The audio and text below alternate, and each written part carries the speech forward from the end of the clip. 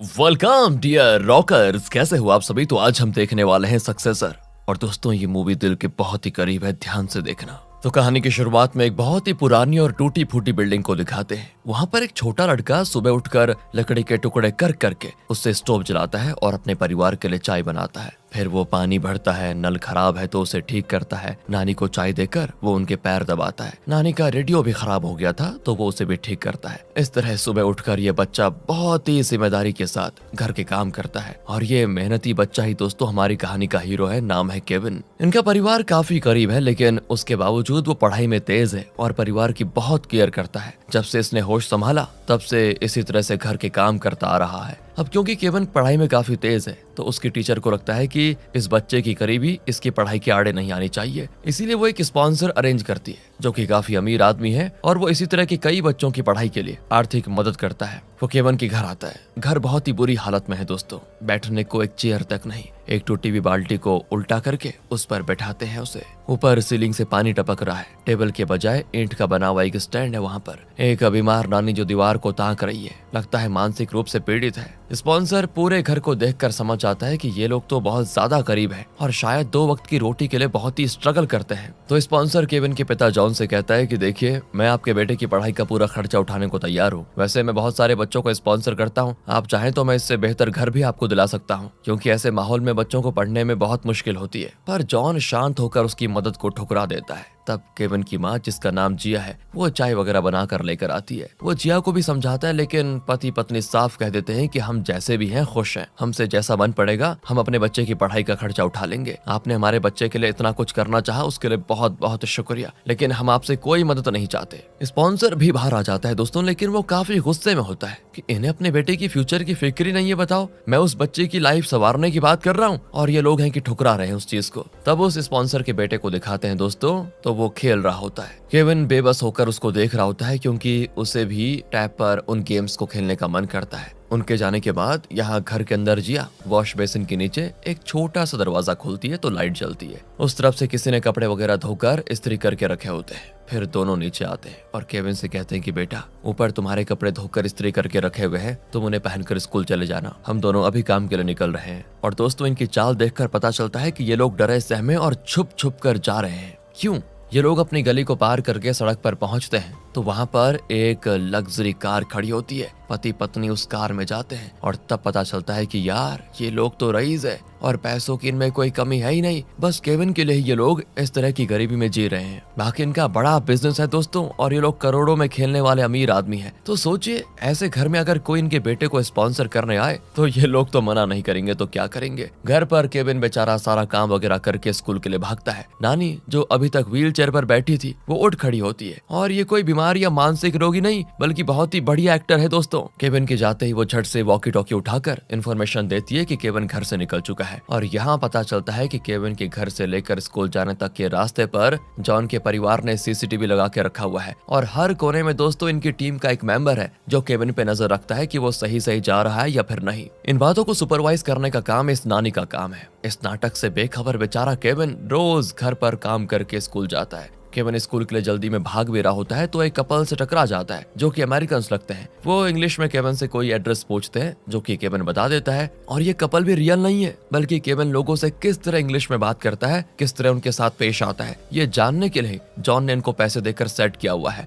ये सारी चीजें दोस्तों जॉन की टीम अपने सिस्टम्स पर मॉनिटर कर रही होती है। स्कूल के बाद केविन घर लौट रहा होता है। तब जॉन के पेरेंट्स यानी केविन के दादा दादी उसको देखने के लिए आते हैं। वो काफी कॉस्टली कपड़ों में होते हैं और केविन के लिए कॉस्टली गिफ्ट्स भी खरीद कर लाए होते हैं। पर केविन पर तो हर वक्त नजर रखने के लिए एक टीम सेट की हुई है ना जॉन ने, तो वो जॉन को इन्फॉर्म कर देते हैं। जॉन अब परेशान हो जाता है कि अगर कहीं केविन ने इनको इस तरह के ब्रांडेड ड्रेस में देख लिया तो उसे शक हो जाएगा कि हम तो गरीब नहीं बहुत अमीर हैं। वो सोचेगा कि दादा दादी के पास इतना पैसे कहाँ से आए, इसीलिए वो तुरंत उन दोनों को कार में बिठा देता है और पूछता है आप यहाँ पर क्यों आए। अब वो तो जॉन को डांट देते हैं कि तू होता कौन है रे हमारे और हमारे पोते के बीच में दीवार बनकर खड़ा होने की। कल उसका बर्थडे, उसी के लिए गिफ्ट्स लेकर आए हैं। जॉन समझाता है कि देखिए माँ पापा, हमने फैसला किया है कि जब तक वो बड़ा नहीं हो जाता, लाइफ और पैसों की अहमियत समझ नहीं जाता और जिम्मेदार इंसान नहीं बन जाता, तब तक हम उसको ऐसे ही गरीबी में पालेंगे। दादा कहते हैं कि शक हो गया तो कह देंगे कि हमारी लॉटरी लग गई थी। बेचारा हमारा पोता है जिसको सोने की थाली में खाना चाहिए, उसे तुम बहुत टॉर्चर करके खिला रहे हो। ऐसे भी कोई बाप करता है क्या? जॉन कहता है कि माँ, हम भी तो गरीब ही थे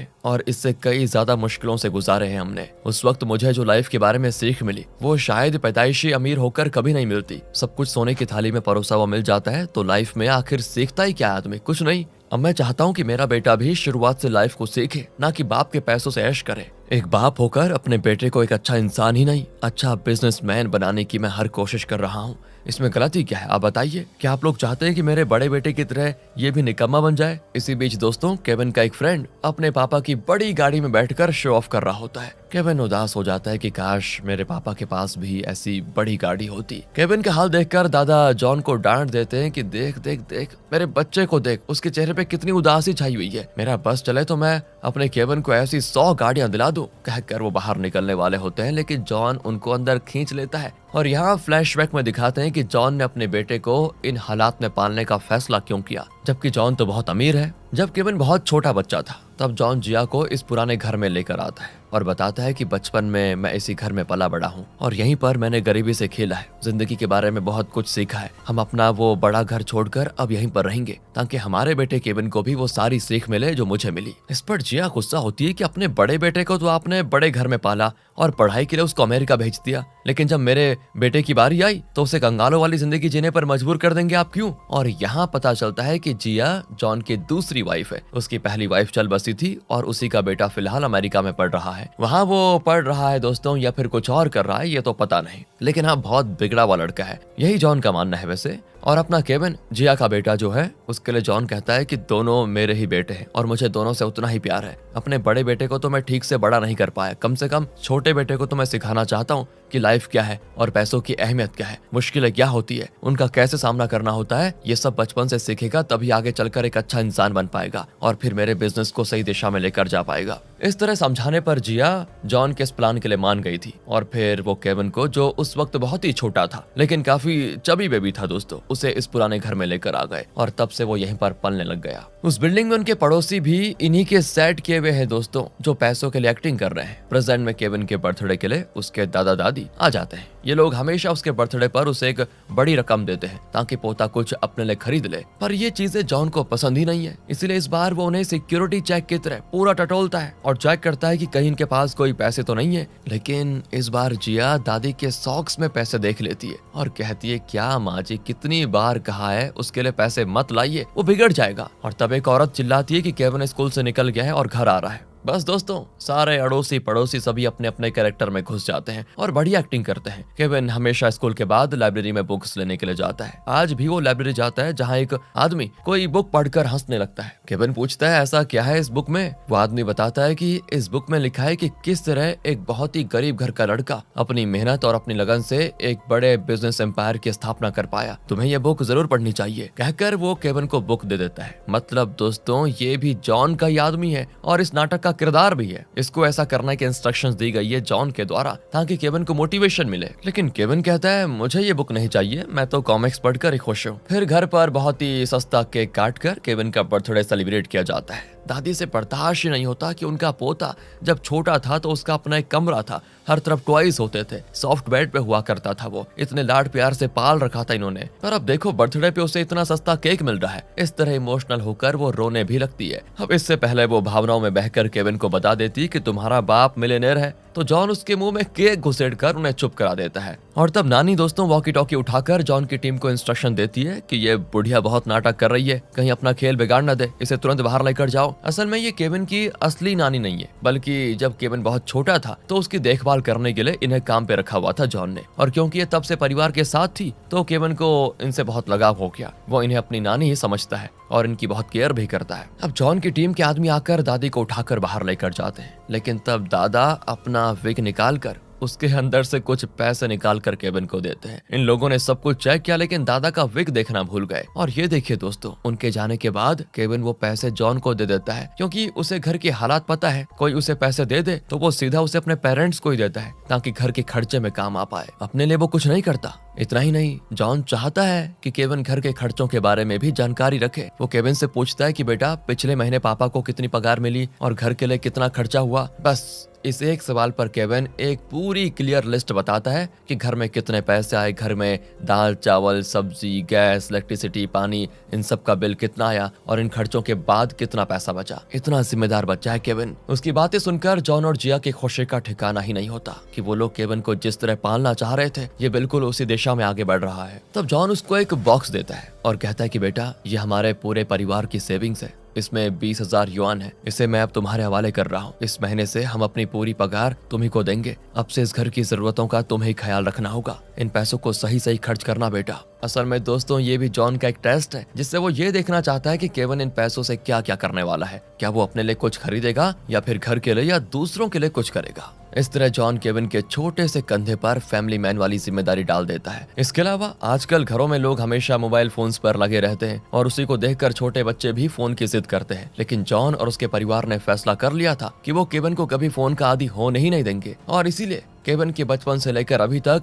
इस घर में कोई भी केविन के सामने मोबाइल यूज नहीं करता, बल्कि वो हर वक्त हाथ में बुक लिए उसे पढ़ते हैं या फिर पढ़ने की एक्टिंग तो करते ही हैं। और इसी वजह से केविन को बुक्स पढ़ने में दोस्तों काफी इंटरेस्ट हो जाता है। लेकिन एक दिन जिया के बुक से एक टच फोन गिरता है। केविन उसके पास जाकर पूछता है कि माँ, क्या आपके पास इस तरह का टच फोन भी है? पर जिया झट से उसे छुपाकर बटन फोन दिखाकर कहती, नहीं तो मेरे पास तो ये छोटा फोन ही है। केविन का ध्यान भटकाने के लिए जॉन घर की सीलिंग ठीक करने लग जाता है। तब उसका शूज जरा फट जाता है। ये देखकर केविन कहता है कि पापा, सबसे पहले तो कल आपके लिए एक अच्छा शू खरीदेंगे। जरूर मार्केट में कोई ना कोई ऑफर लग रहा होगा, कम दाम में अच्छे शूज मिलते हैं कभी कभी। केविन के पेरेंट्स काफी प्राउड फील करते हैं कि हाथ में पैसे आते ही उसने अपने बारे में नहीं बल्कि पापा के बारे में सोचा कि उनको शूज की जरूरत है। केविन के सोने के बाद वो अपने कमरे की अलमारी खोलते हैं तो अंदर एक लिफ्ट होता है दोस्तों। वो झट से उसमें चढ़कर पहुंच जाते हैं बिल्डिंग के बेसमेंट में, जो कि काफी बड़ा है। मतलब दोस्तों, इस टूटे फूटे बिल्डिंग के बेसमेंट में चल रहा है जॉन और उसके परिवार का हाई लेवल ऑपरेशन, जिसके लिए एक बहुत बड़ी टीम हायर करके रखी हुई है इन्होंने। सालों साल चलने वाले इस नाटक के बैक स्टेज पर ये सब काम कर रहे हैं देखा, और इनका इकलौता मकसद यही है कि मालिक के बेटे को 24 घंटे मॉनिटर करे। इतना ही नहीं, केविन की लाइफ एकदम फुली प्लान करके रखी है जॉन ने, जैसे कि उसकी रोज की दिनचर्या क्या होगी, उसे रोज किन लोगों से मिलना है, किन से बात करना है, उसकी लाइफ में कौन सी घटनाएं होनी है। ये सब कुछ नैसर्गिक तरीके से होने के बजाय एक स्टेज ड्रामा की तरह हो रहा है दोस्तों, जिसमें घटनाएं बिल्कुल प्लान्ड है। लेकिन बेचारा केविन कुछ जानता ही नहीं, वो तो अपनी असलियत को सच मान कर जी रहा है और उन घटनाओं से गुजर रहा है जिससे उसको नहीं गुजरना चाहिए था। जॉन उन्हें बताता है कि पिछले 5 साल से आप लोगों ने इस मिशन पर जो बढ़िया काम किया है उसके लिए मैं सबकी सैलरी डबल कर रहा हूँ। सुनकर सभी खुश हो जाते हैं। यहाँ सीन शिफ्ट होता है फ्लैशबैक में, जिसमें बताते हैं कि ये मिशन शुरू कैसे हुआ। केविन बहुत छोटा था, उसे जॉन के शानदार घर में पाला जा रहा था। उसकी पसंद की हर चीजें उसे मिलती थी, चाहे वो आइसक्रीम हो, कैंडी हो, कॉस्टली टॉयज हो, सब कुछ देखकर उसे एक लग्जूरियस माहौल में रखा हुआ था। ऐसे में अचानक उसे एक टूटी फूटी बिल्डिंग में लाकर उसके फूड हैबिट से लेकर सब कुछ चेंज करने की कोशिश की थी जॉन ने। शुरू में वो काफी रोता था, कुछ नहीं खाता था, रात को सोता नहीं था। उसे बड़े घर में एसी रूम में सोने की आदत थी, लेकिन यहाँ पर एक खटारा फैन के नीचे उसको नींद नहीं आती, तो ये लोग कपड़े से एक पालना बनाकर उसे दोनों हाथ में लेकर हिलाते हैं और खुद रात भर जागते हैं। सीलिंग इतनी खराब होती है कि अगर ऊपर से कोई झूला लटकाया जाए तो सीलिंग ही नीचे आ जाए। इस तरह बहुत ही मुश्किल से ये लोग केविन को इस घर में एडजस्ट करवा पाए। तब उन्होंने केविन के लिए केयर टेकर को रखने का फैसला किया और इस नानी को रख लिया, जिसे केविन अपनी नानी समझता है। प्रेजेंट में दोस्तों सुबह होती है तो केविन जल्दी उठकर मार्केट जाता है और घर के लिए सब्जियां, मांस वगैरह खरीद लाता है। उसे सिर्फ कुछ गिनी चुनी दुकानों में ही चीजें खरीदने को कहा था जॉन ने, क्योंकि जॉन ने उन्हें भी पैसे देकर सेट किया था। हर बार केविन मोल तोल करके ही चीजें खरीदता है, दुकानदार भी उसके हिसाब से दाम कम करके दे देते हैं। सब खरीद कर वो घर आता है तो उसको देखकर जिया बड़ी खुश होती है कि इस छोटी सी उम्र में इसकी कितनी जिम्मेदारियां हैं बताओ, और वो बखूबी संभाल रहा है इनको। और वो पीछे एक बॉक्स छुपा कर लेकर जा रहा था, तो जिया और खुश होती है कि जरूर वो जॉन के लिए नए शूज खरीद कर लेकर आया होगा। फिर वो सब्जियां वगैरह ले जाकर किचन में एक दरवाजे पे नॉक करती है, तो दरवाजा खुलता है और उस तरफ एक और किचन होता है। वहाँ कुछ लोग कुकिंग कर रहे होते हैं। सामान लेकर वो कुछ डिशेस जिया को देते हैं। मतलब कि ये अमीर लोग जो गरीब की लाइफ जी रहे हैं, ना तो ये खुद कुकिंग करते हैं, ना खुद अपने कपड़े धोते हैं, हर चीज के लिए नौकर रखे हुए हैं, पर बेटे से सब कुछ करवा रहे हैं। यार कैसा कष्ट दे रहे हैं उसको ये। दूसरी ओर जॉन बहुत ही गुस्से में होता है, क्योंकि असल में केविन जॉन के लिए शूज नहीं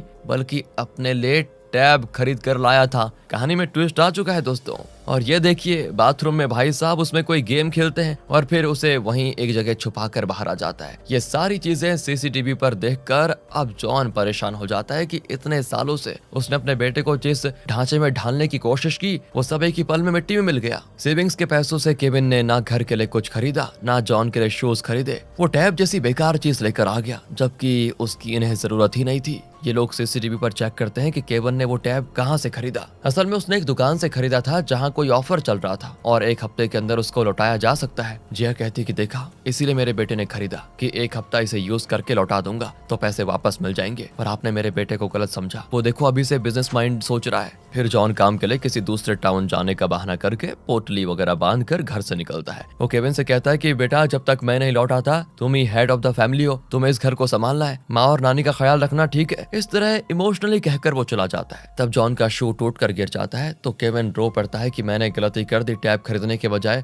मुझे पापा के लिए शूज खरीदने चाहिए थे। जॉन के जाने के बाद वो टैब पर आखिरी बार एक गेम खेल लेता है और फिर उसे एक कवर में लपेटकर बाथरूम में छुपा देता है। उसने फैसला किया था कि कल वो इसको वापस करेगा और उसे जो पैसे वापस मिलेंगे उन पैसों से वो पापा के लिए शूज खरीदेगा। वो बाहर निकलता है तो जियो और नानी झट से बुक पढ़ने की एक्टिंग करते हैं। खैर, अगले दिन दोस्तों वो टैब वापस करने जाता है, लेकिन दुकानदार उसे वापस नहीं लेता क्योंकि टैब पर थोड़ा पानी लग गया था और वो कहता है ये डैमेज भी है, इसे हम वापस नहीं करेंगे। केविन रोने लगता है कि प्लीज अंकल, पैसे वापस कर दीजिए वरना मेरे घर में आज चूल्हा नहीं जलेगा, मुझे पापा के लिए शूज भी खरीदने हैं। पर दुकानदार कहता है कि बेटा, नो मीन्स नो, मैं रिटर्न नहीं लूंगा। असल में दोस्तों जॉन की टीम ने ही उसे ऐसा करने के इंस्ट्रक्शंस दिए थे। केविन रोता हुआ घर आता है कि आज घर में खाना कैसे आएगा। तब एक जगह पर गरीबों को फ्री में खाना दिया जा रहा होता है। केविन तुरंत अपनी माँ और नानी को वहाँ पर लेकर जाता है और कहता है बहुत खाना मिलेगा यहाँ, आप दोनों पेट भर के खाइएगा। पर इन दोनों को स्टार होटल के मेनू जैसा बढ़िया डिशेस खाने की आदत है। यहाँ का खाना इनको अच्छा नहीं लगता। जिया को तो उल्टी आ जाती है। ऊपर से केविन कहता है कि जितना चाहो खा लो, मैं और लेकर आता हूँ। ये कहकर केविन और खाना लेने जाता है तो दोनों मौका पाकर वहाँ से भाग जाती है। दोस्तों नानी को तो देखिए अपना व्हील चेयर उठाकर भाग रही होती है। जब तक पापा वापस नहीं आते ना तब तक मुझे घर के खर्चे के लिए कुछ करना होगा। ये सोचकर वो जगह जगह पड़े हुए वेस्ट कैन को उठाकर उन्हें कबाड़ की दुकान में बेचने जाता है। उसके स्कूल के कुछ बच्चे उसके कैंस छीनकर जला डालते हैं और उसे बहुत बुली भी करते हैं। असल में जॉन कहीं नहीं गया है, वो यहीं पर है और अपनी टीम के साथ केविन की एक्टिविटीज को सीसीटीवी पर देख रहा है। जिया तो जॉन पर भड़क जाती है कि मेरे बेटे से ये सब नहीं होगा, बेचारा कचड़ा उठा रहा है। तो जॉन भी कहता है कि अरे टेंशन मत लो, बचपन में मैंने इससे भी ज्यादा कचरा उठाया था। हर काम इंसान को कोई न कोई सीख जरूर देता है, सीखने दो मेरे बेटे को। तब ये लोग सीसीटीवी में देखते हैं कि केविन कैंस लेकर जा रहा होता है और फिर वो एक सुपरमार्केट में रुकता है, वहां अंदर जाता है क्योंकि यहाँ उसे वेस्ट कैंस मिलने के चांसेस है। अंदर कैश बॉक्स खुला होता है और उसमें नोट के गड्ढे पड़े होते हैं। यहाँ इन सब का दिल धक धक कर रहा होता है कि घर की हालात और गरीबी के बारे में सोचकर कहीं बेटा कैश बॉक्स पर हाथ साफ न कर दे। सब डरे सहमे देख रहे होते हैं। केविन का हाथ उस कैश बॉक्स की ओर जाता है लेकिन वो उसे बंद करके वहाँ के स्टाफ से कहता है कि दीदी, अगर कैश जमा हो जाए तो उन्हें फेंक मत देना, मैं कल आकर ले जाऊंगा आपसे। तब जाकर इनकी जान में जान आती है कि नहीं, बेटा बिगड़ा नहीं, वो सही रास्ते पे जा रहा है, उसका जमीर फिसला नहीं। केविन जिस रास्ते से गुजरता है अब ये लोग वहाँ कैंस डालने लगते हैं ताकि उसे आसानी से कैंस मिले। फिर वो भी उन कैंस को उठा रहा होता है और तब कॉस्टली बाइक में एक आदमी आता है जो कहता है कि बेटा, मैं तुम्हारे सारे कैंस खरीदूंगा। दिखने में तो अमेरिकन लगता है और इंग्लिश में पूछता है क्या मेरी बाइक में एक राइड चलोगे। केविन भी उससे इंग्लिश में बात करता है और कहता है कि हाँ जरूर चलूंगा। फिर वो केविन को एक लग्जरी होटल में ले जाकर वहाँ के रेस्टोरेंट में बहुत सारे डिशेस खरीद कर देता है कि खाओ बेटा। इस तरह का खाना केविन ने कभी देखा ही नहीं था और काफी टेस्टी भी होता है उसके लिए। वो तो एकदम दबा के खाता है। दोस्तों होटल के बाहर जॉन के आदमी उस पर नजर रखे हुए हैं। इन लोगों ने केविन की इंग्लिश इंप्रूव करने के लिए किसी इंग्लिश ट्यूटर को बुलाया है तो वो समझते हैं कि यही वो ट्यूटर है और इस तरह होटल में लाकर वो कैजुअली केविन को इंग्लिश सिखा रहा है। तब वो आदमी केविन से कहता है कि मेरा एक दोस्त है, वही तुम्हारे कैंस खरीदने वाला है, चलो उससे मिलवाता हूँ तुम्हें। ये कहकर वो केविन को नीचे लेकर जाता है। वहाँ उसका दोस्त बैठा होता है जो कहता है भाई मैं तुमसे कैंस खरीदने को तैयार हूँ, तुम बस रेट बताओ। केविन कहता है कि मैं 10 युआन लूंगा। इस पर वो कहता है कि मैं तुम्हें 100 दूंगा, पर डील करने से पहले तुम यहाँ जरा नहाना पसंद करोगे क्या। केविन भी खुश हो जाता है कि हाँ, ऐसी जगह पे बाथरूम भी बढ़िया ही होगा। इसी बीच यहाँ जॉन की टीम रिलैक्स होकर खेल खेल रही होती है। नानी पूछती है केविन इस वक्त कहाँ पर है। वो कहते हैं कि फिलहाल तो वो अपने इंग्लिश ट्यूटर के साथ है। उसने केविन को अपनी बाइक में पिकअप किया और उसे एक बड़े होटल में खाना भी खिला रहा है। नानी चौंक जाती, ये क्या बकवास है, आज केविन का शेड्यूल में ऐसा कोई इंग्लिश ट्यूटर है ही नहीं। हे भगवान, कहीं किसी और ने हमारे छोटे मालिक को किडनैप तो नहीं कर लिया। सब घबराकर उस होटल में आते हैं और बाइक वाले आदमी की धुलाई करते हैं। केविन तो नहा रहा होता है। बाइक वाले के दोस्त को भी ये लोग पीट देते हैं और केविन को वहां से बचा कर लेकर जाते हैं दोस्तों। और फिर पता चलता है कि बाइक वाले का दोस्त और कोई और नहीं, जॉन का बड़ा बेटा बैरी है। पर इससे पहले कि केविन को कुछ पता चले, वो उसे वहां से लेकर चले जाते हैं। जी हाँ, फिर बैरी की मरहम पट्टी कर रही होती है। वो कहता है कि अरे मैं तो बस यहाँ घूमने आया था, सोचा अपने छोटे भाई से मिल लूं, और आप लोगों ने तो हद ही पार कर दी ना। उस बेचारे को ऐसी बदतर लाइफ जीने पर क्यों मजबूर कर रहे हैं आप लोग। तो जॉन कहता है कि वो इसीलिए बेटा कि तुम्हारी तरह वो आवारा और गैर जिम्मेदार नहीं बन जाए। वैसे वो अमेरिकन कौन है? बैरी बताता है कि वो मेरा लिव इन पार्टनर है। जॉन अब अपना माथा पीट लेता है कि अपनी खुद की लाइफ तो तुमसे संभाली नहीं जा रही, ऊपर से लिव इन पार्टनर भी है तुम्हारा। मेरा मुंह मत खुलवाओ अब और चुपचाप वापस अमेरिका चले जाओ। अब घर पे केविन जॉन से माफी मांगता है कि पापा, मैं आपकी तकलीफ को नहीं समझ पाया और शूज के बजाय टैब लेकर आ गया। आइंदा मैं कभी ऐसा नहीं करूंगा पापा। जॉन भी कहता है कि तुमने अपनी गलती मानकर माफी मांग ली, ये कोई छोटी बात नहीं है बेटा। आगे से जो भी करो सोच समझ कर करो बस। तुम रो मत, पापा तुमसे गुस्सा नहीं है अब। वैसे शायद तुम कैंस कलेक्ट करके उन्हें बाहर बेचकर पैसे कमाने की सोच रहे हो, है ना? बहुत अच्छी कोशिश की तुमने, लेकिन इस तरह कैंस के लिए जगह जगह भटकने से अच्छा है कि तुम किसी स्टेडियम में जाओ, क्योंकि वहाँ मैच में कोई ना कोई टीम तो हारेगी। तब ऑडियंस ग्राउंड्स पर कैंस फेंकते हैं, वहाँ तुम्हें ढेर सारे कैंस एक ही जगह मिल जाएंगे। और दोस्तों फिर अगले दिन एक मैच भी होता है जिसमें एक टीम बहुत ही खराब खेल कर हार जाती है, और तब ऑडियंस ढेरों कैंस, प्लास्टिक बॉटल्स, सारी चीजें प्लेयर्स पर दे मारते हैं। और केविन उन सारे कैंस और बोतल्स को कलेक्ट कर लेता है। उसकी खुशी और सफलता देखकर उसका परिवार बड़ा खुश हो रहा होता है। लेकिन ताज्जुब की बात यह है कि मैच में भी जॉन की सेटिंग है और उसने इन दोनों टीम्स को पैसे देकर ये मैच करवाया और इस तरह अपने बेटे को पैसे कमाने में मदद की। सब तो बढ़िया है दोस्तों, लेकिन सोचने वाली बात यह है कि अपने बेटे को गरीब रखने के लिए, उसे निचले स्तर की लाइफ एक्सपीरियंसेस दिलाने के लिए ये लोग मिलियंस खर्च कर रहे हैं। ध्यान देने वाली बात है, गरीबी इतनी महंगी भी नहीं होनी चाहिए, है ना? आपका क्या ख्याल है वैसे? खैर, सुबह हो जाती है और एज यूजुअल केविन घर में अपना काम निपटा कर स्कूल के लिए भागता है।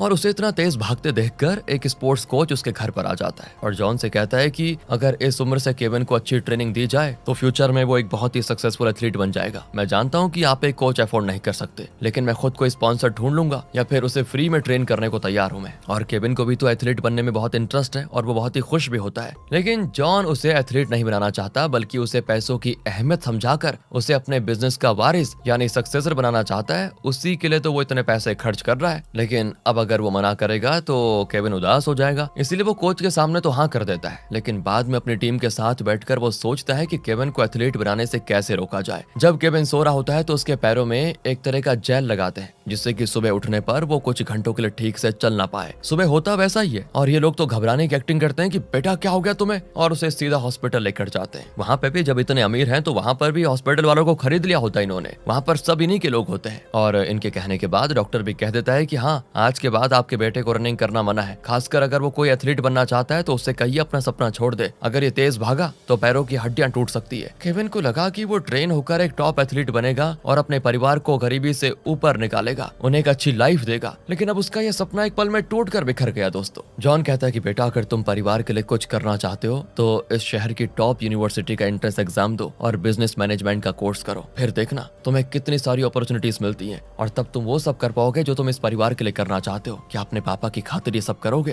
केविन कहता है ओके। जॉन कहता है कि तुमने पापा की बात मानी, इसी खुशी में मैं तुम्हें एक साइकिल दिलाऊंगा ताकि तुम्हें रोज भागकर स्कूल जाने की जरूरत ही ना पड़े। और अब साइकिल के आने से दोस्तों केविन की लाइफ एकदम से बदल जाती है। उसे एक फ्रेंड भी मिलती है और वो उसे भी पिकअप करके स्कूल जाता है। पापा के साथ मजे से खेलता भी है। जब कोई बिजनेस मीटिंग होती है ना तो जिया बढ़िया ड्रेस पहनकर काफी मेकअप करके जाती है, लेकिन घर आने से पहले सारा मेकअप उतार कर एकदम नॉर्मल ड्रेस पहन लेती है। इस तरह कुछ साल बीत जाते हैं। केविन और उसकी फ्रेंड अब काफी बड़े भी हो चुके हैं, लेकिन अभी भी दोनों साइकिल में साथ घूमते हैं। जब लोग इनके रिश्ते को लेकर बातें बनाते हैं ना तो जिया जॉन से कहती है, अब बेटा बड़ा हो गया है, इस उम्र में ये सब नॉर्मल है। लोगों का क्या है, हर चीज पर बात करने की उनको आदत ही होती है। पर केविन बहुत ही रिस्पॉन्सिबल बच्चा है और जैसा हम चाहते हैं वो यूनिवर्सिटी में जरूर पढ़ेगा और ऐसी कोई गलती नहीं करेगा। तो दोस्तों एक दिन केविन टेरेस पर बैठकर पढ़ रहा होता है तो पास ही के ग्राउंड में कुछ एथलीट्स भाग रहे होते हैं। केविन, आपको याद होगा, एथलीट बनना तो चाहता ही था, लेकिन डॉक्टर ने उसे भाग दौड़ करने से मना जो कर दिया था। बेचारा उदास होकर उनको देख रहा होता है बस। अब एक दिन वो स्कूल से लौट रहा होता है तो ये देखिए, ग्राउंड में नानी बास्केटबॉल खेल रही है।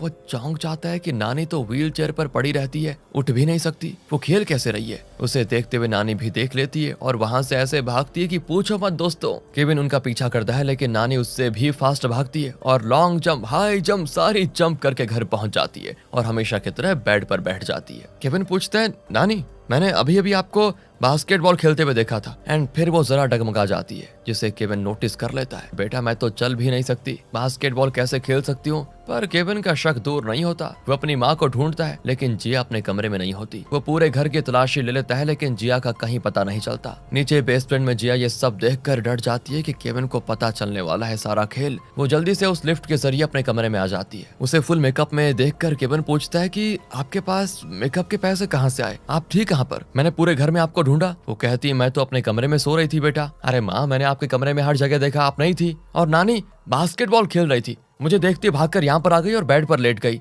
जिया कहती है बेटा क्या हो गया है तुम्हें, शायद तुम्हारी तबीयत खराब है इसलिए तुम्हें इस तरह के ये भ्रम आ रहे हैं। नानी तो चल ही नहीं सकती ना, और मैं अपने कमरे में सोई भी थी। बेचारे केविन का सर चकराने लग जाता है कि क्या हो रहा है ये। वैसे जब केविन थोड़ा बड़ा हुआ दोस्तों, तब से उसको न जाने क्यों लगता है कि उसके इर्द गिर्द कुछ तो हो रहा है जिसे वो समझ नहीं पा रहा। जैसे कि सब कुछ बाय चांस नहीं बल्कि एकदम परफेक्ट प्लान करके उसकी लाइफ में घटनाएं घट रही है। वो इस बारे में जॉन से भी बात करता है लेकिन जॉन उसको ठीक से जवाब नहीं देता और कहता है कि बेटा फिलहाल तुम बस उस यूनिवर्सिटी एंट्रेंस एग्जाम पर ध्यान दो, बाकी की बातों में ध्यान मत लगाओ अपना। अब जॉन को लगता है कि नानी की वजह से उसका बना बनाया प्लान फेल होने पे आ गया था। क्यों ना नानी को ही नाटक से हटा दिया जाए। तो अगली सुबह जब केविन उठता है तो जॉन और जिया उसे बता देते हैं कि कल रात नानी स्वर्ग सिधार गई बेटा। हमने तुम्हें नहीं बताया क्योंकि तुम्हारी नींद खराब हो जाती और तुम पढ़ाई पर ध्यान नहीं दे पाते। यहाँ नानी को लाश की तरह लेटे रहने के लिए सारे अरेंजमेंट्स किए जा चुके थे और उनका फ्यूनरल भी होता है। ओ माय गॉड, सभी तो रोने की एक्टिंग करते हैं दोस्तों लेकिन बेचारा केविन सच में रो रहा होता है। बचपन से नानी ने केविन के देखभाल जो की थी और केविन को उनसे इतना लगाव हो गया था कि क्या बताएं। और बॉक्स के अंदर लेटी हुई नानी केविन का दर्द सह नहीं पाती और वो भी रोने लग जाती है। इससे पहले कि नानी इमोशनल होकर उठ जाती, सभी मिलकर केविन को वहां से लेकर जाते हैं। नानी बहुत दुखी होती है कि आज के बाद वो केविन को कभी देख नहीं पाएगी क्योंकि केविन के लिए तो वो मर चुकी है। पर जॉन कहता है कि आप डायरेक्टली उससे भले ही ना मिले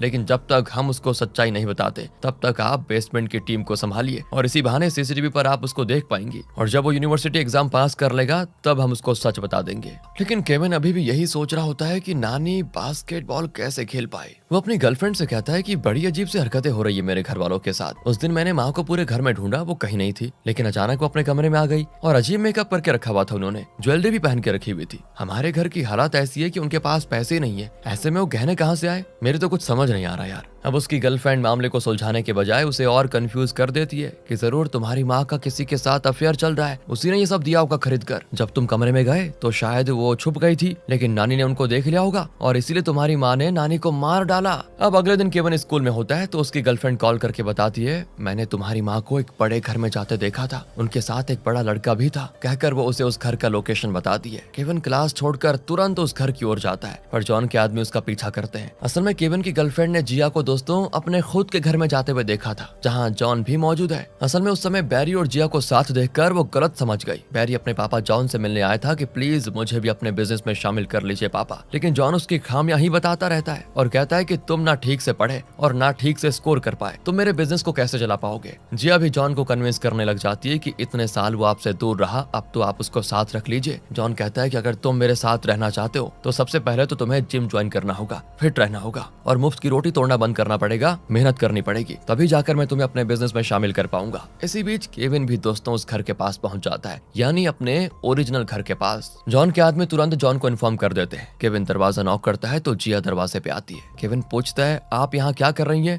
वो कहती है मैं और तुम्हारे पापा यहीं तो काम करते हैं बेटा। माँ और पापा को साथ देखने के बाद ही केविन को चैन आता है कि चलो माँ का कोई अफेयर नहीं है। दरअसल इन दोनों ने अपने घर के नौकरों को अच्छे ड्रेस पहनाकर उन्हें मालिकों की तरह बैठाया होता है और खुद नौकरों का ड्रेस पहनकर केविन से बात कर रहे होते हैं। और तो और इन्होंने बैरी के हाथ पैर बांधकर उसे बाथरूम में छुपा दिया था ताकि वो केविन के सामने इनकी पोल न खोल दे। लेकिन ये देखिए दोस्तों वो किसी तरह बाहर निकल कर आ जाता है, लेकिन इससे पहले कि केविन उसको देखता जॉन केविन को डाइवर्ट करता है और उसे लेकर पानी में कूद पड़ता है। तब जॉन के आदमी फिर बैरी को पकड़ कर लेकर जाते हैं। केविन जॉन से कहता है कि जैसा आप चाहते थे मैं उस यूनिवर्सिटी का एंट्रेंस एग्जाम दूंगा और अच्छे नंबर से वहाँ एडमिशन भी लूंगा। ये सोचकर जॉन बड़ा खुश होता है। दूसरी ओर बैरी जिम में बहुत मेहनत कर रहा होता है कि किसी भी तरह बस अपनी बॉडी को फिट बनाऊंगा और फिर पापा मुझे अपना पार्टनर बना लेंगे। यहाँ केविन जब भी बाहर जाता है तो आसपास के लोग उसको बड़ी अजीब तरह से देखते हैं, जिसे वो नोटिस भी करता है। उसे बड़ा अजीब लगता है और पहले जो शक था ना वो अब और कई गुना ज्यादा बढ़ जाता है। आखिर वो स्कूल एग्जाम में हाई मार्क्स स्कोर करता है तो सब बड़े खुश होते हैं। फिर वो यूनिवर्सिटी का एग्जाम देने जाता है। वो बार बार किसी बात को सोच कर एग्जाम लिख रहा होता है। एग्जाम के बाद बाकी सारे स्टूडेंट्स बाहर आ जाते हैं लेकिन केविन बाहर नहीं आता।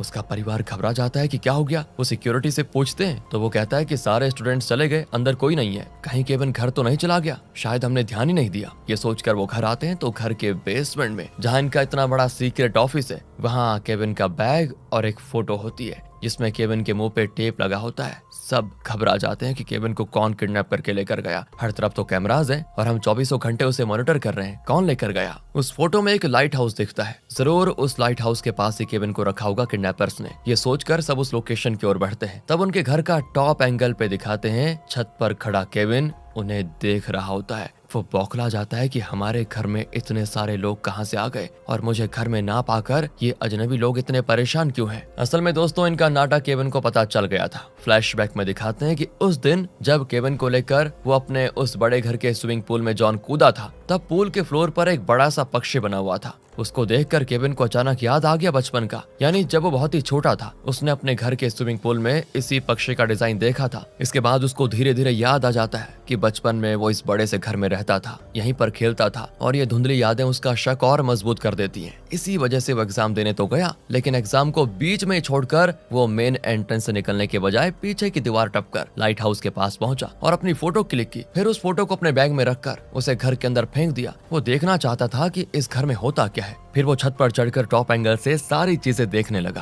प्रेजेंट में दोस्तों सभी केविन की तलाश में उस लाइट हाउस की ओर चले गए हैं। सबके जाने के बाद वो जिया के कमरे में जाता है और अलमारी खोलकर उस लिफ्ट में चढ़ता है और सीधे पहुंच जाता है बेसमेंट में। वहाँ की दीवारों पर बचपन से लेकर अभी तक की केविन की सारी फोटोज होती हैं। उसका एक शेड्यूल भी होता है कि रोज उसे किन किन से मिलना है, किस तरह की घटनाएं उसकी लाइफ में होंगी। ये सब कुछ आर्टिफिशियली प्लान करके एग्जीक्यूट किया जा रहा था। सोचिए केविन के माइंड में क्या चल रहा होगा। उसे लगता है कि बचपन से लेकर अभी तक उसने जो जिंदगी जी थी वो नकली थी, जो कि किसी और ने उसके लिए प्लान करके रखी हुई थी। और जब इंसान को रियलाइज होता है कि उसकी पूरी लाइफ ही बहुत बड़ा झूठ था तो सोचे यार उसकी मानसिक स्थिति क्या होगी। वो केविन के साथ भी हो रहा है दोस्तों।